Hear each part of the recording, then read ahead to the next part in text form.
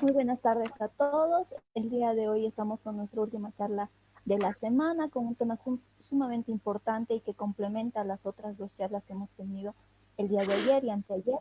Damos la bienvenida a nuestro invitado, el biólogo Donovan Osorio. Él trabaja con plantas nativas y también trabaja sobre temas de biogeografía.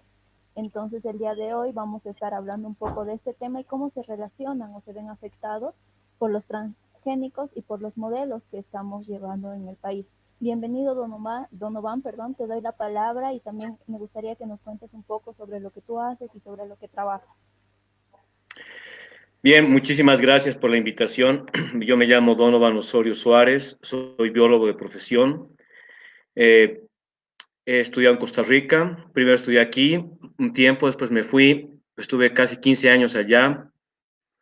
Y bueno, cuando regresé me dediqué muchísimo a lo que es la ecoalfabetización, que sigo haciendo, también a la ecología política. Y también me encantan los árboles, la dendrología, ¿no? Entonces he estado todos estos años trabajando con eso, ¿no? Y últimamente soy docente investigador de la UTB y también soy docente de biología y ciencias naturales en un colegio. Y hace poco pude lograr un sueño anhelado que era tener una lista completa de especies arborescentes de la ciudad de La Paz. O sea, los árboles me fascina la etnobotánica, en general la biodiversidad. Me encanta la relación de los humanos con la biodiversidad y básicamente me gusta explicármelo todo eso con la biogeografía, ¿no? Soy biólogo tropical de profesión, digamos, eso es lo que hago. Sí. Bueno, muchísimas gracias, Donovan. Entonces te dejo la palabra y pongo en pantalla también tu presentación para que puedas mostrarnos y comencemos con la charla. Bien, sí, antes que quisiera que podamos aclarar ciertos conceptos para poder entender cómo es que podríamos pondríamos en una gran amenaza una importante parte del país que tiene una biodiversidad bastante particular, poco conocida, ¿no? Y pues en el ámbito, ¿no? De la bolivianidad, simplemente ha tenido mayor importancia por los incendios del año pasado, pero este ecosistema lleva, estos ecosistemas, ¿no? Esta ecorregión más bien, lleva una amenaza ya hace casi más de 40 años por un modelo que no ha cambiado, pero se innova en tecnología, ¿no? Digamos, y trata de ser más eficiente en un lugar que no tiene además, digamos, el suelo no tiene esa vinculación agroindustrial, no agropecuaria, ¿no? Sino más bien forestal. Pero bien, vamos a comenzar. Me gustaría mostrar, por ejemplo, un concepto de ecosistema, ¿no? Perdón, entendida como una unidad funcional, ¿no? Un área que yo determino, ¿no? A veces confundimos esto como si fuera un sitio, ¿no? Y es más bien un lugar, es un área determinada, una unidad funcional donde interactúan la biodiversidad en un determinado lugar, ¿no? Por ejemplo, también podríamos decir que es un concepto más metabólico, ¿no? Es un concepto que tiene que ver más con dinámica y funcionamiento, con movimiento y flujo, ¿no? Intercambio de materia y energía, ¿no? Entonces, como les digo, es una percepción del observador, ¿no? Es un área que uno delimita y en esa área ocurre lo que podría ser esta parte metabólica que les decía, ¿no? En biocenosis, por ejemplo, tenemos a los 7 reinos que interactúan con su ambiente físico y químico, ¿no? Y biológico también, que denominamos ecosistema, el cual intercambia materia y energía con otros sistemas, ¿no? Entonces es subjetivo porque esto puede ser un área donde yo pueda determinar. Pero ¿dónde queremos determinar esto? Si vemos aquí en nuestro país, vamos a notar que Bolivia no solamente tiene montañas al occidente, donde podemos ver toda la parte de los Andes, propiamente dicho, ¿no? El boliviano tucumano, tenemos aquí a los yungas, tenemos la puna y el altiplano y los valles secos interandinos, ¿sí? la Cordillera Real, la Cordillera Occidental Volcánica, pero al este tenemos un sistema montañoso, si pueden notar acá, ¿no? Que se llama el escudo precámbrico. Inclusive podríamos decir, ¿no? Que el oriente boliviano no es una llanura, ¿no? Del todo. Inclusive la llanura se hace bastante estrecha acá, en el que tiene apenas 200 kilómetros, y se vuelve a ensanchar aquí, justamente donde está la ciudad de Santa Cruz. Entonces, esta parte geomorfológica y fisiográfica es importante para comprender la diversidad de la chiquitanía, ¿no? De lo que llamamos chiquitanía, ¿ya?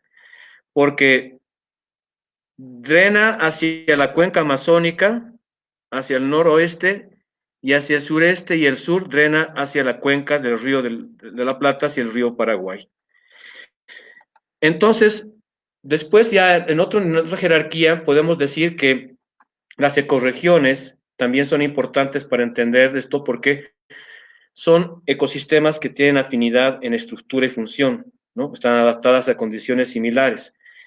Y por lo tanto es una macrounidad muy útil para la planificación estratégica y sobre todo para trabajar en escalas relativamente bajas, ¿no? Y poder generalizar muchas regiones, porque como hemos visto, ecosistema no se puede delimitar, pero a ciertas escalas sí. Acá podemos ver un mapa clásico del 92 de la CDC, que lo hizo Marco Octavio Rivero y Lieberman, creo, y varios otros. Podemos ver que el país se divide en colores porque justamente son ecorregiones, ¿no? Esto es desde un punto de vista ecológico, ¿no? Y podemos notar acá, donde estoy señalando, el bosque chiquitano, ¿no? O la chiquitanía, toda esta parte. Siempre ligada al escudo precámbrico, ¿no? Muy bien. Aquí tenemos un mapa más moderno de Ibich, Beck y Jerkenman, en el que también, en el contexto nacional, vemos acá esta parte como la chiquitanía, ¿no? En el que vemos bosques secos y tenemos sabanas también, ¿no? Que se llaman cerrados, ¿no? Chaparrales, ¿no? Por acá, el Ababoy, ¿no? Y el bosque chiquitano, el Pantanal, y también al norte ya se pueden ver la influencia de los bosques amazónicos. Ya dentro de esto de Santa Cruz podemos ver con mayor detenimiento esta situación, ¿no? El bosque chiquitano limitando con la Amazonía y con el Pantanal, con el Chaco, ¿no? Y entonces es un complejo de humedales, sabanas y bosques, en el que hay un declive también interesante, ¿no? Porque acá tenemos como menos de 100 metros sobre el nivel del mar y las serranías en las que están estas sabanas tienen hasta 1000 metros, ¿no? En ese contexto podemos ver acá, ¿no? Que toda esta ecorregión no solamente está en Bolivia, sino también en Brasil, en el Paraguay, pero les puedo asegurar que la parte del Brasil ya no existe, ni la del Paraguay. Y bueno, nosotros también básicamente nos hemos acabado con la mitad, nos queda, pero es muy extenso, ¿no? Vean, aquí están estas serranías, ¿no? Está muy ligado al escudo precámbrico. Bien, pero para poder entender la distribución de estos ecosistemas o ecorregiones, necesitamos de la biogeografía que luego clasificar a los seres y ecosistemas y ecorregiones y biomas, y más que todo trata de explicar el origen y la evolución de la distribución de los mismos y las causas que las modifican, ¿no? Es la evolución biológica y geológica de la Tierra que determina que los seres vivos se distribuyan en un determinado lugar. Es importante que notemos que nuestro país es tropical. Yo sé que a veces la gente no lo puede comprender de esa forma, pero yo quiero que se den cuenta que nuestro país se encuentra relativamente cerca de la línea ecuatorial y aquí pasa la línea del trópico, entonces es un país intertropical, ¿no? Eso es muy importante para poder comprenderlo, lo que queremos ver. Entonces, Bolivia se encuentra en esta franja eutropical dentro de las zonas latitudinales cálidas de la Tierra, en la cintura latitudinal eutropical. Ahora, la biogeografía también clasifica la Tierra en reinos, ¿no? tiene una clasificación taxonómica de la generalidad de la biodiversidad y su distribución. En el caso nuestro, Bolivia pertenece al reino neotropical, como podemos notar. Dentro del neotrópico tenemos, por ejemplo, los Andes tropicales, tenemos la Amazonía y tenemos esta parte de acá que es el cerrado, ¿no? Las sabanas inundables rodeadas de bosque amazónico y el que se llama la Chiquitanía y el Pantanal, ¿no? En ese contexto también podemos notar que aquí se encuentra donde queremos notar esta biodiversidad, que es el escudo precámbrico y la llanura cuaternaria y los Andes, ¿no? Entonces, estamos hablando de un bosque que está entre los Andes y el escudo precámbrico. Cubre el escudo precámbrico y puede inclusive llegar a tener contacto con las primeras estribaciones de los Andes. Entonces, Bolivia pertenece a estas regiones, ¿no? A la región amazónica, los Andes tropicales, el Chaco y el brasileño paranaense o cerrado. Aquí podemos verlo con mayor claridad. Toda esta parte es la Amazonía, esta es los Andes tropicales, el Chaco, y el brasileño paranaense representado por las sabanas inundables del Beni y Baures, y el bosque chiquitano y las sabanas del Cerrado y el Pantanal. Entonces, la chiquitanía es pariente cercano, primo hermano de las sabanas del Beni y del norte de La Paz. Inclusive hay unas sabanas aquí en el Perú. Y con el Pantanal. Está ligado a ambas cuencas, ¿no? A la cuenca amazónica y a la cuenca del Plata. Bien, entonces biodiversidad. La biodiversidad de la chiquitanía se entendería por toda la variedad de organismos vivos de cualquier fuente, todos, ecosistemas terrestres, aéreos y acuáticos, todos los seres vivos. Entenderíamos como la diversidad dentro de cada especie, entre especies de ecosistemas e inclusive la diversidad cultural, ¿no? La biodiversidad refleja una característica de la naturaleza que es la diversidad, pero desde una visión cualitativa y cuantitativa. ¿Por qué? Porque se refiere a la variedad y variabilidad y a la cantidad de cada uno de ellos. Entonces, podemos verlo desde diferentes niveles de organización y de estructura a la biodiversidad. Tenemos los genes, que son lo que nos interesa de las especies, que ellas pueden polinizar y darnos alimento y salud. Y ellas interactuando con su entorno y otras especies forman ecosistemas que pueden regular gases, climas, ¿no? El agua, los suelos, sedimentos, residuos, refugios para especies, materias primas para alimentos, recreación, actividad cultural, belleza escénica, etcétera, ¿no? Entonces vemos aquí una estructura analítica para los servicios que ofrece la diversidad biológica en un sistema, ¿no? Bien, pero ahora, ¿qué es esa biodiversidad? Normalmente pensamos que los bosques solamente son árboles o animales. No. Tenemos 7 reinos. Arquea, bacteria, que son son procariotas, ¿no? Y los eucariotas, que son las algas, los protozoos, los cromistas, que son las algas, hongos, plantas y animales. En el caso nuestro, nos vamos a centrar en el reino plantae, en las plantas, ¿no? Y bueno, la Chiquitanía es un lugar muy rico en vegetación, ¿sí? Es muy rico en vegetación y adaptada a condiciones interesantes, ¿no? De tropicalidad estacional, más que todo hídrica, o sea, de humedad marcada, porque por lo menos unos 5 meses llueve menos de 100 milímetros, lo que da un déficit hídrico al cual las plantas se han adaptado a esta situación, ¿no? De estar la mitad del año con muchísima lluvia y la otra mitad del año básicamente con déficit hídrico. Entonces, las adaptaciones son fantásticas, interesantes, desde todo nivel de tipo de crecimiento de plantas, ¿no? Y su interacción y sus comunidades y asociaciones que de acuerdo a su tipo de crecimiento, conforman la vegetación.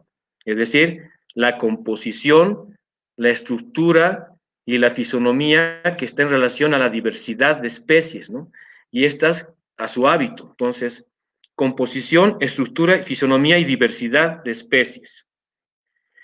Para eso, normalmente se hace este tipo de métodos de áreas mínimas para determinar qué área necesito para poder hacer un estudio de la vegetación.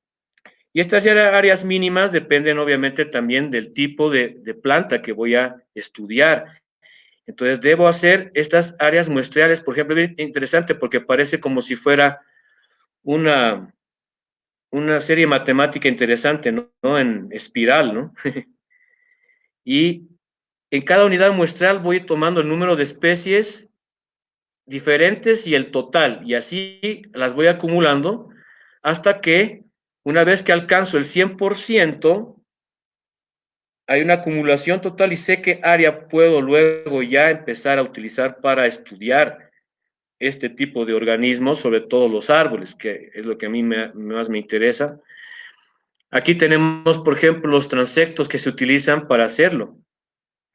Dependiendo del tipo de plantas, por ejemplo, A es para árboles, ¿no? Normalmente con un DAP, es decir, un diámetro a la altura del pecho de más de 10 centímetros, y tenemos pues parcelas de 10 por 100, por ejemplo, o 20 por 50, las famosas Gentry, y por ejemplo tenemos otras, por ejemplo aquí la B, que es para plantas más pequeñas, que pueden ser árboles menores de 10 DAP, y así C, por ejemplo, es para hierbas y arbustos menores de 2 metros, y de esa forma se puede estudiar la vegetación, porque ¿qué puedo hacer acá? Puedo contar, por ejemplo, las especies y el número de individuos por especie que están en esto, en este cuadrante. Y aquí, con esa información de cuántas especies encontré y cuántos individuos de cada una de ellas existe, o sea, el número de individuos por especie y la riqueza de especies, puedo sacar datos de abundancia, frecuencia, puedo sacar información sobre cobertura, sobre biomasa, áreas basales, etcétera. Muchos datos que me pueden explicar la dinámica de la vegetación, ¿no? Cómo se mantiene en el tiempo, cómo reacciona a los cambios, ¿ya? Entonces, es tan diversa la chiquitanía que me voy a centrar a esta parte de los frutos. Los frutos silvestres comestibles de la chiquitanía. Es una locura, una belleza. Antes tal vez deberíamos contextualizar, y eso es importante, que la chiquitanía no solamente es el bosque seco chiquitano, que es este verde claro, sino también el cerrado, ¿no? Estas sabanas, ¿no? También hay el cerrado chaqueño o ababoy, que según mi amigo Julián, tengo un amigo que me comunicó que posiblemente esto sea una caatinga, el ababoy, ¿no? Y bien, vemos que llega casi a los Andes, vean. Inclusive sabemos que hay alguna vegetación cerrado por aquí, pero está entre los Andes y el escudo precámbrico, lo cubre todo el escudo. Y bien, por eso vamos a notar que tiene una impresionante diversidad, solo las frutas, vean. Es impresionante, por ejemplo, la cantidad de anonáceas y arecáceas, ¿no? De palmeras, de tipos de chirimoyas, ¿no? Las fabáceas también son muy importantes y las cactáceas, típico de estos ecosistemas acostumbrados a las sequías y también al fuego, eso vamos a aclarar, ¿no? Por ejemplo, aquí notamos la influencia amazónica, ¿no? Las apotáceas, muy rico en mirtáceas, moráceas, melastomatáceas, y dése cuenta, esta riqueza la voy a ir pasando un poco más rápido. Es impresionante la cantidad de frutas que hay, ¿no? Para comer. en estos bosques. Y supongo que no es solamente estos, ¿no? Pero es increíble la riqueza en palmeras, mirtáceas, anonáceas, leguminosas, y todas estas familias, pues, inclusive caricáceas, ¿no? Todas estas familias típicas de los bosques secos tropicales, ¿no? Hay también, por ejemplo, Himenea curvaril, el paquió, que nosotros aquí en los Yungas llamamos pito guayaca. Y eso también quería adelantar algo. Yo tengo una parcela, por ejemplo, por Senda Verde, donde buena parte de la vegetación arborescente tiene una afinidad con los bosques secos del arco pleistocénico, como la Chiquitanía, ¿no? Igual se puede ver en el río Tuichi esa influencia, ¿no? De estos bosques secos, pero muy ricos en especies. Vean, solo dense cuenta aquí las especies que se utilizan en los municipios. Son, vean, estas especies vegetales utilizadas en los municipios de la zona de estudio, ¿saben cuántos son?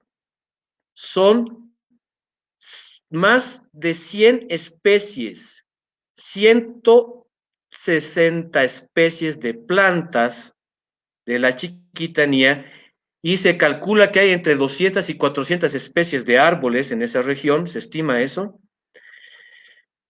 Y vemos, por ejemplo, que en la fauna silvestre, por ejemplo, también porque tenemos que entender que la gente vive de la fauna silvestre, se aprovecha, imagínense, más de 25 reptiles, 24 aves, 40 especies de mamíferos, de peces se aprovechan 21 especies, ¿no? Entonces, estamos hablando de mucha riqueza, ¿no? Que me preguntan, ¿y cómo va a afectar los transgénicos a toda esta riqueza, esta pequeña muestrita que les he dado de biodiversidad? Bueno, fundamentalmente creo que habría que hacer abstraernos, ¿no? Y darnos cuenta que en estos lugares los monocultivos no son precisamente lo mejor para poder producir tal vez comida a largo plazo, ¿no? Sino que, o otros insumos agroindustriales, ¿no? Como biocombustibles, o también el ganado, o azúcar, ¿no? Alcohol, soya, sorgo, maíz, ¿no? Girasol, que es lo que mayormente se siembra o se produce por estos lugares. También hay minería, por si acaso, ¿no? En el escudo precámbrico. Todo esto tiene que ver más con el modelo, ¿no? En el caso, por ejemplo, de la amenaza del maíz a esta parte del país que también tiene que ver con el Chaco, vean, toda esta parte agroindustrial, es toda esta mancha, en realidad todo esto no existe ya ahora, no se ha quemado el año pasado, pero toda esta mancha incluye pedazos de la Amazonía, pedazos del Chaco. Es increíble cómo se ha abierto un área en la que hay de contacto biogeográfico, ¿no? Aquí llegan los bosques amazónicos, aquí llega el bosque chiquitano, el Chaco, y vemos cómo se está expandiendo hacia este lado, y también vemos que de alguna forma las montañas protegen también la expansión, ¿no? Vean, toda esta parte montañosa en la que hay sabanas del cerrado y bosque seco, ¿no? Un mosaico, y aquí tenemos al Pantanal. Y bien, obviamente si nosotros vamos a tener áreas que van más allá de la cobertura total de especies que podrían conseguir en esa misma y sobrepasa, por supuesto que va a afectar a las plantas silvestres y nativas. El maíz que tenemos allá podría verse perjudicado porque los monocultivos de transgénicos de maíz que están ligados a su plaguicida, como habíamos comenzado más bien diciendo, es que tal vez el problema no es tanto los transgénicos ni la transgénesis, y tratar de reducir la biotecnología a ese tema tal vez es el problema, porque la biotecnología es mucho más amplia que solo eso, y los transgénicos que tienen genes de otros seres para poder resistir a su plaguicida, me parece muy perverso, sobre todo, por ejemplo, si la ley dice que se puede importar, comercializar y todo transgénicos cuyo origen no sea Bolivia. Entonces, obviamente, la soya no lo es, la caña no lo es, el arroz no lo es, el sorgo no lo es, el girasol tampoco, pero aunque supuestamente el maíz no, tenemos mayor variedad de maíz que otros países como México y Perú. Ahora, la nemocoria es lo que ha ocurrido ya en Guatemala y México, ¿no? Donde se ha perdido bastante porque justamente son plantas que se reproducen así y puede haber una contaminación, digamos, ¿no? Del germoplasma. Esa es una amenaza, digamos, ¿no?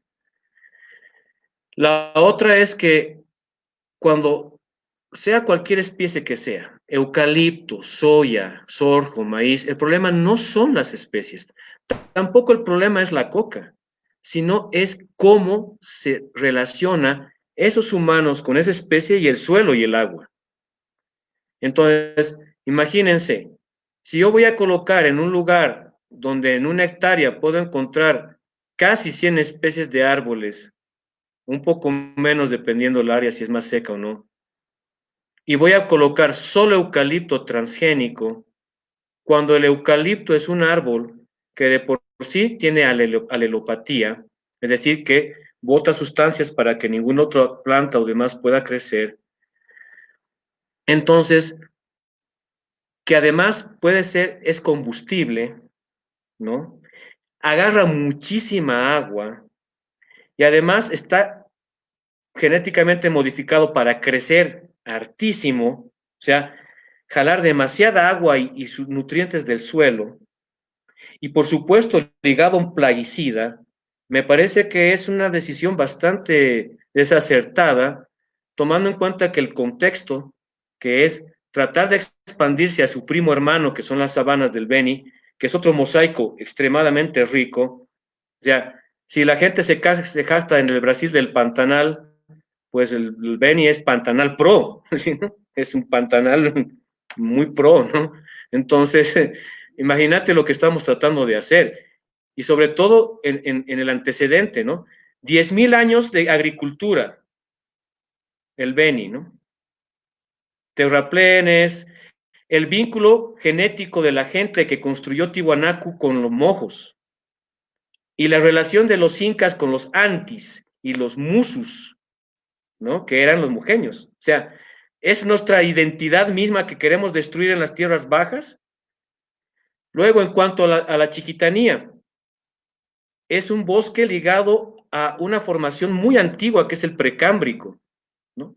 En el que hay una diversidad alfa y beta y gamma de todo, porque, por ejemplo, en Guarayos puedes tener las serranías, ahí un bosque seco, ¿no? Así hasta con influencia del Chaco, y más abajo un bosque amazónico, ¿no? Y ya en sí el bosque seco chiquitano, senso estricto, es extremadamente rico porque, por ejemplo, en Costa Rica, ¿no? Jansen, ¿no? Alucinando con su bosque seco de Guanacaste, puta, no le llega ni a las rodillas al nuestro, en una hectárea, ¿sí? Y en condiciones inclusive más lejas del Ecuador y con surazos. Bueno, entonces, si vamos a colocar solo una especie, sea un árbol o lo que sea, en grandes extensiones en las que se la ha modificado genéticamente para resistir su plaguicida, solo para commodities, y además a mediano o corto plazo, es un disparate. Ahora, si no me creen, yo invito a todo el mundo que investigue por su cuenta. Vean lo que ha pasado en la Argentina, en el Paraguay, en el Brasil, con los eucaliptos transgénicos, con la soya, con el glifosato y demás plaguicidas relacionados a eso. Entonces, me parece muy desacertado porque más allá de cuestiones políticas partidarias, tenemos una constitución política que es clara, o sea, lo vamos a hacer, la vamos a obedecer o no. No sé, yo pienso de esa forma, ¿no? Ahora, yo invito a todo el mundo que pueda usar como insumos también a la ecología política como una herramienta científica para poder interpelar al poder y sus decisiones, porque una decisión política es un catalizador de desastres socioambientales. El sistema muy fácilmente nos dice a nosotros, cuiden el medio ambiente. Ah, pero yo pues, señor, yo no soy minero, yo no soy agroindustrial, no soy cocalero, ¿no? ¿Entiendes? O sea, ¿Y quiénes toman esas decisiones? Son políticos y privados. Y el Estado les sirve para poder realizar sus proyectos. Eso creo que es más que evidente. Ante la opinión pública, creo que ya a estas alturas deberíamos darnos cuenta de que hay un grupo, una élite que nos quiere gobernar y manipular con el hambre y la comida, ¿no? Y estamos hablando de uno de los países con más riqueza en germoplasma del planeta Tierra, que es Bolivia, centro de origen de un montón de plantas, como el maní, probablemente está el tabaco, papas, maíces, y qué sé yo, un montón de tantas cosas más, que quenopodiáceas, ¿qué les puedo decir? Frutas y árboles. Tenemos más de 3.000 especies de árboles en este país, ¿no? Entonces, a mí realmente me parece que hay mucha obsecuencia y maniqueísmo en todo el mundo. Hay unas ganas de no querer ver las cosas. Y yo creo que deberíamos ser más responsables porque la soberanía, sensu estricto, es la que está en peligro.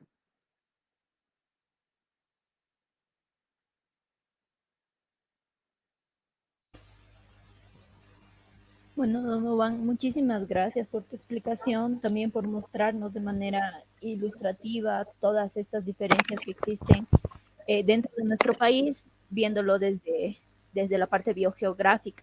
Quisiera hacerte un par de preguntas que son sobre algunos conceptos, porque la transmisión es para todo público y posiblemente Sí. algunos conceptos los entendamos como biólogos, pero hay también muchas personas que nos están viendo y que no son biólogos.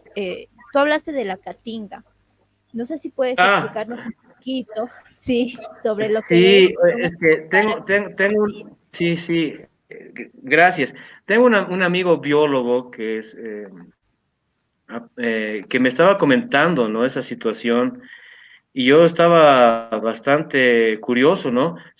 Juan Carlos Catari me estaba comentando que el ababoy, es decir, esta parte de acá, lo voy a mostrar, estas partes de acá, de estas sabanas y cerrados, ¿no? De chaparrales, tendrían una afinidad biogeográfica, eso es muy interesante, ¿no? Con esta parte de Sudamérica que vendría a ser ecuatorial seco, ¿sí? Que es la caatinga. Y estaríamos hablando que habría una afinidad con una parte transicional hacia la parte tropical, subtropical, ¿no? Del Cerrado con el Chaco. Y habría pues condiciones similares, tal vez de sequedad, de estacionalidad, que hace que habría una afinidad de estas sabanas. Ahorita creo que aquí tengo algo mejor, espera un ratito. Creo que aquí teníamos, es un mapa en el que podemos verlo con más claridad. Van a disculpar. está bien, no te preocupes. Eh, Vendrían a ser acá, ¿ves? El Cerrado Chaqueño Guababoy. Y bueno, Juan Carlos Catari en una charla amena me comentó eso. Yo dije, wow, o sea, eso más tenemos. O sea, imagínate, ¿no? Bosque amazónico ligado, además, de lujo a el escudo precámbrico, porque aquí está el que está ligado a los Andes. O sea, Santa Cruz, este codo de los Andes es magnífico. El codo de los Andes es alucinante porque, o sea, llega esta Amazonía ligada a los Andes y esta parte de las sabanas ligado a los Andes y esta parte, o sea, al oeste del Mamoré y el Beni, todo ligado a los Andes y al oeste, y al este, todo ligado al escudo precámbrico, ¿no? Amazónico, o sea, inclusive un cambio biogeográfico, ¿no? Porque es de otro planeta a otro, ¿no? De la Amazonía al Cerrado, con bosques y sabanas, humedales, serranías y esta posible situación, digamos, de que la baboy, ¿no? Y estas chaparrales fueran afines a la caatinga. O sea, Bolivia ya sería pues ya increíble, ¿no? O sea, todo cae en Bolivia y todo converge cerca del codo de los Andes. Es magnífico. No sé, buena pregunta. Sí, si tienes algún otro comentario o algo así. sí, no sé si nos podrías explicar este tema de la anemocoria, o sea, qué es, cómo se interpreta y por qué es Bueno, importante.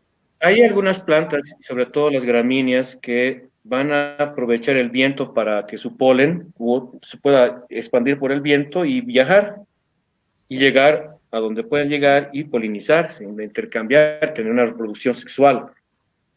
Y bueno, el maíz es una gramínea.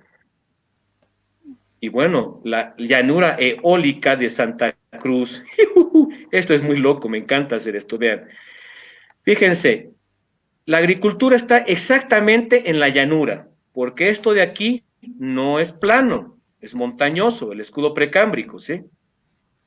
Ahora, está de top a top, desde el pie de los Andes hasta el pie del escudo precámbrico. ¿Cuánto tiene esto?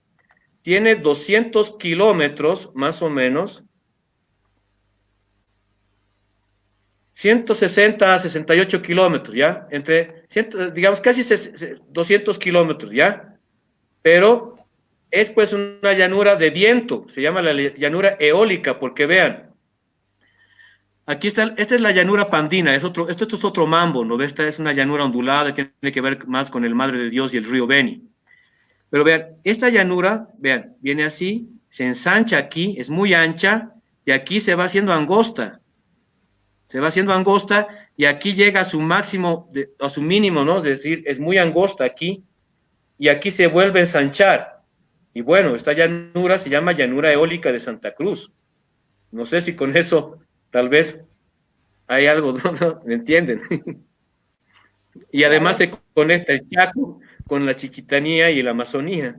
¿Qué desastre estará ocurriendo en esa llanura antrópica, no? Deben estar juntándose cosas bien locas de todo ahí. En las rudelares, en las plantas que están creciendo alrededor de los caminos, no sé. Ese es muy interesante, pero tenemos una desastroso. pregunta de Facebook Sí. que dice cómo se puede generar presión para la concientización sobre estos temas. Bueno, no se puede amar lo que no se conoce. Yo le llamo ecoalfabetización. Y todos mis estudiantes les meto la biogeografía hasta por el tuétano, porque la biogeografía te ubica en dónde estás y quién eres. Y si sabes eso, obviamente vas a luchar por lo que crees y por lo que crees que debes proteger, lo que es tu identidad, tu territorio. O sea, lo que deberíamos todos es luchar para crear resiliencia a la geopolítica y al capitalismo, porque debemos saber qué podemos cambiar de lo que no podemos cambiar y qué podemos decidir para amortiguar y ser resilientes, ¿no? Es aprender de la misma naturaleza, pues, ¿no? La resiliencia. Entonces, debo ser lo suficientemente inteligente para tomar decisiones políticas que me hagan resiliente y pueda conservar todo lo que necesito de mi territorio. Imagínense, realmente Bolivia no tendría que importar nada de comida, nada, nada de comida. No tendríamos que, es nuestra, o sea, el germoplasma que tenemos es extremadamente rico. Somos el país con más ecorregiones. Entonces, Eh, nuestra situación es muy privilegiada en el trópico. Yo ya te digo como biólogo tropical, que es lo que yo hago en realidad. ¿Sí? quería, no sé si nos puedes explicar esto del germoplasma, o sea, por qué es Ok, tan relevante, por qué somos tan diversos en esto. es bueno. Imagínense las llanuras del Beni y Tiwanaku, son antiquísimas.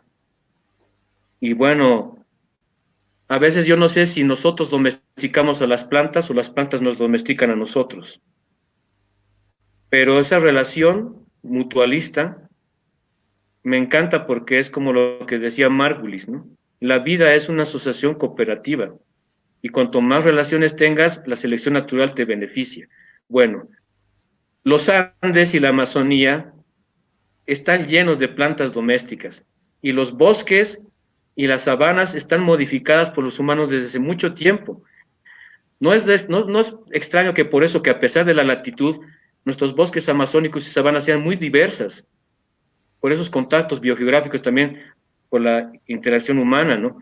Entonces, cuando los humanos empiezan a conocer la biología de ciertas especies que se dejan, porque no todas se dejan, existe una relación cultural entre ellas y los humanos. Y entonces esa diversidad en la que los humanos la seleccionan, no vamos a ver si es natural o no, hay selección, ¿sí?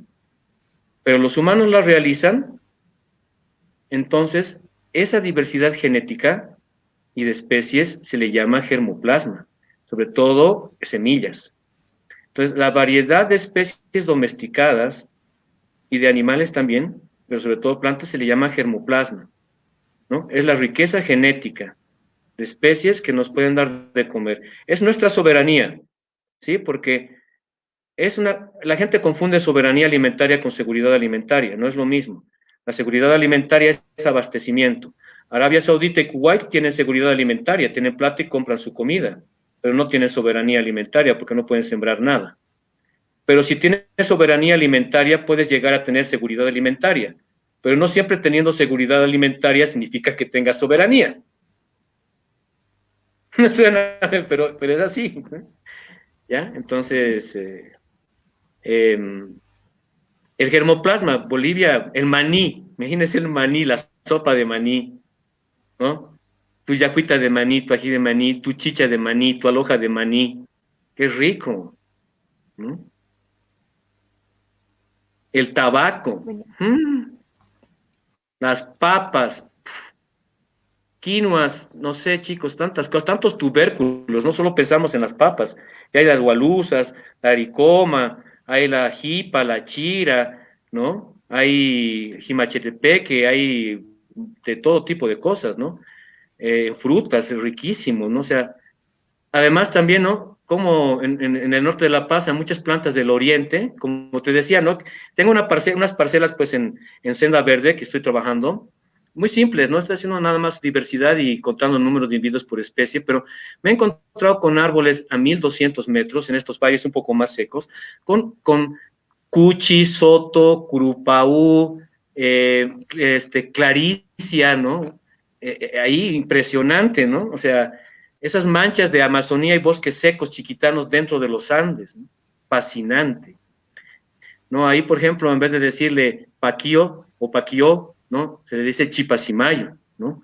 A Lambaibo, que aco, ¿no? Y así tiene sus propios nombres, ¿no? Alocoro, chipasimayo y así, pero son las mismas plantas, pues, ¿no? O sea, inclusive la biogeografía nos va a ayudar y las ecorregiones a desmitificar y desfolclorizar el país, ¿no? Eso. Tienes mucha razón. Tenemos dos preguntas de Facebook, te voy a decir una por una. Ajá. Dice, ¿cuál crees tú que debería ser el rol de los científicos y de biólogos en la formulación y práctica de políticas tanto con respecto a transgénicos como cualquier otra relacionada a la naturaleza? Bien. Hace poco salió un artículo bien bonito que decía que la biología no solamente era enseñar y cuidar la naturaleza, ¿ya? O sea, yo siempre les digo a todos, somos seres vivos, metabolizamos. Lo demás ya es cualquier otra cosa, disculpen. Somos seres vivos, tenemos que vernos así, y la biología, por lo tanto, es la ciencia del hoy, del futuro y la que siempre debió haber sido. Porque comemos, porque cagamos, porque meamos. Es simple. Todo tiene que girar en torno a la biología porque somos seres vivos. No es porque yo sea biólogo me guste la biología. Y además el paradigma de este país debería ser el manejo y la conservación de la biodiversidad desde cualquier carrera. Porque esa es la cualidad de Bolivia, la diversidad. Somos un país megadiverso. Y dice que estamos en el 12º. No es cuestión de rankings. Pero yo estoy seguro que Bolivia es un lugar que es tan diverso que sin duda los científicos, todo debería tener un sentido científico, pero post-normal, ¿me entiendes? Otro tipo de ciencia, otro tipo de epistemología en la que haya un principio precautorio, porque, digamos, la incertidumbre es tan grande, o sea, en realidad los científicos no sabemos, por eso se investiga. En realidad parte de la incertidumbre, de que no lo sabes. Entonces, un lugar con tanta biodiversidad, deberíamos tratarlo con pincitas, ¿no me entienden? O sea, con un amor y un respeto impresionante. Entonces, ahí obviamente, como les digo, el problema de los transgénicos hay que sacar, es una trampa. Es como la discusión del Silala, ¿no? Si es río o no. Son macanas, son huevadas. Aquí hay que discutir es que Chile no nos ha pedido permiso. Listo. Ok. Lo mismo con lo de los transgénicos. El problema no es los transgénicos, es el modelo, porque la soya antes del 2005, antes de que Rodríguez Belcé diera el primer evento y el Evo lo impulsara como nunca nadie más para los que hoy gobiernan. Entonces, en ese momento, te das cuenta que antes usaban plaguicidas y soya, y hoy también, ¿me entiendes? Solo que ahora está modificada para resistir a su plaguicida. Eso es perverso, es perverso. Y si ahora vamos a meter eucaliptos en un lugar donde la diversidad de árboles por área está cercana a 100, porque estamos viendo ese gradiente Chiquitanía, Amazonía, Chiquitanía, Chaco, digamos, veámosle así, entonces, no sé, yo la verdad es que creo que hemos visto que nuestro país no cree en la ciencia, ¿no? Y se burla de la ciencia. Pero no estoy hablando de la ciencia clásica, ¿no? Estoy hablando de estas ciencias postnormales, integrales. ¿Sí? Tenemos otra pregunta más que dice, Sí, está bien, no hay ningún problema.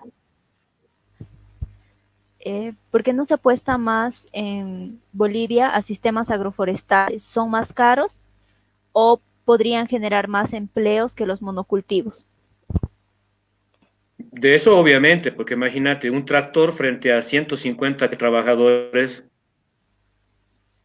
Además, la vocación de la tierra en ese lugar no es no es agroindustrial, es agroforestal.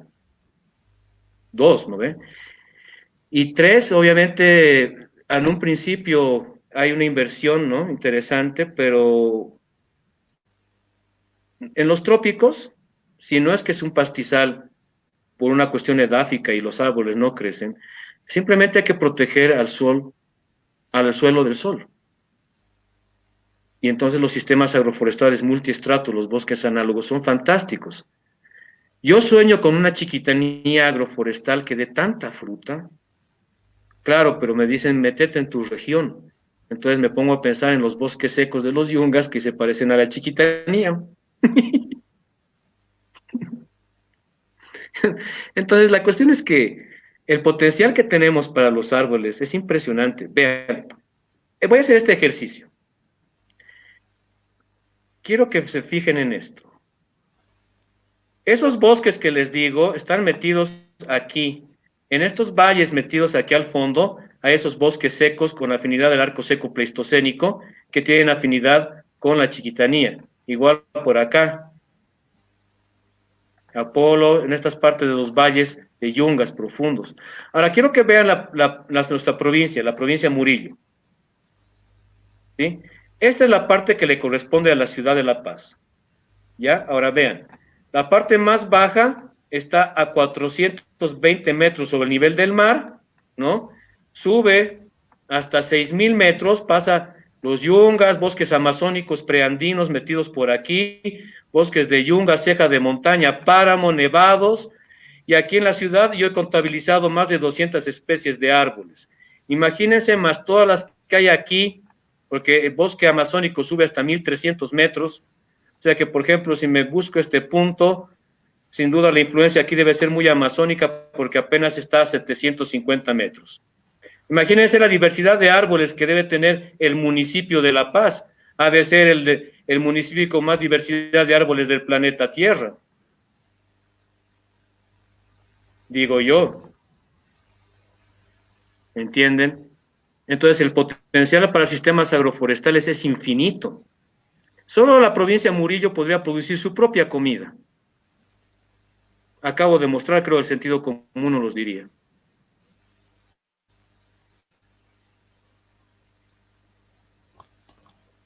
Bueno, don Van, muchísimas gracias de verdad por explicarnos también de formas, desde distintos enfoques, lo que tenemos en el país y cómo de alguna medida podría o no afectar el tema de los transgénicos.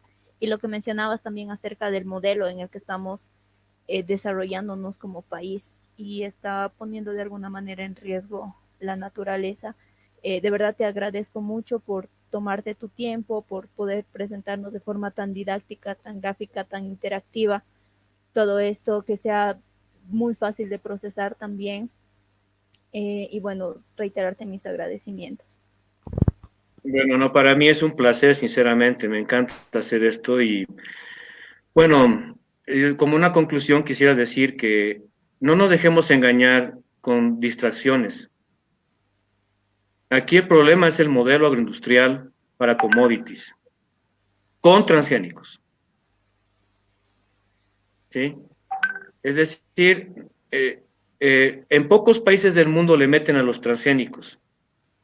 Y sinceramente yo quiero decirles algo. Si un país le mete a eso, no es un país democrático, no es un país con justicia, no es un país, pues, que tenga esas aspiraciones democráticas, de justicia, de ambientalismo, de ecologismos, que de respeto a las culturas. No, pues. Y son pocos en el mundo. O sea, una suerte de prostitución, ¿verdad? Barata, no es más que un reflejo de nuestra mentalidad minera, rentista, ¿no? Un commodity. Estamos convirtiendo a la chiquitanía en, en una mina de compuestos de biomoléculas, ¿verdad? De aceites o de alcohol. O sea, no lo estamos convirtiendo. Por lo menos si toda esa deforestación hubiera valido la pena, la relación costo-beneficio, digamos, Santa Cruz con la mejor salud, la mejor educación del planeta Tierra, porque además también tiene la tasa de deforestación más alta per cápita del planeta Tierra. Entonces, no, pero es como una Kuwait, ¿no? Uy, sí, entonces sigamos haciendo bolsa el bosque. Pero no es así, ¿no? Entonces, no hay ninguna relación costo-beneficio. Y además, ¿qué podríamos tener nosotros si cambiamos de modelo? En realidad sería cambiar de tipo de empresarios, empresarios con otra mentalidad en la que el paradigma es la biodiversidad y se puede producir, se puede hacer agroindustria. ¿Quién dice que no? Se puede hacer una cuestión súper metabólica y sacarle provecho a todos los subproductos y cosas, pero claro, si le vamos a meter a la revolución verde que sigue con plaguicidas que vienen del petróleo, ¿no ve? Para commodities, es pues desastroso, ¿no? Yo pienso así. Así que bueno, muchísimas gracias y estamos a la hora. Muchísimas gracias, Donovan. Entonces, vamos a cerrar la transmisión. Gracias a todos los que nos han visto. Igual la próxima semana continuaremos con un par de charlas e intentaremos pasar todas las charlas que hemos tenido hasta ahora, un día específico, para que todos los que han perdido las charlas o alguna en particular puedan volverlas a ver. Muchas gracias. Hasta luego. Adiós.